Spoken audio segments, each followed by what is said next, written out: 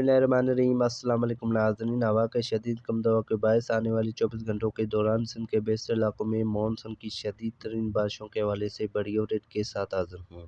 महकमा मौसम डॉक्टर हनीफ की ताज़ा रिपोर्ट के मुताबिक आने वाली 24 से 48 घंटों के दौरान सिंध के बेशतर इलाकों में मानसून की शदीद और मूसलाधार बारिशों का इम्कान है, जबकि सिंध के तमाम इलाकों में मानसून बारिशों के सिलसिले वक्फे से जारी हैं, जो आने वाले 2 से 3 रोज़ के दौरान सिंध के तमाम इलाकों में जारी रहेंगे। ताहम आने वाले 24 घंटों के दौरान कराची, हैदराबाद समेत सिंध के तमाम इलाकों में कहीं हल्की से तेज़ तो बाज़ मकामात पर मूसलाधार और शदीद बारिश का इम्कान है।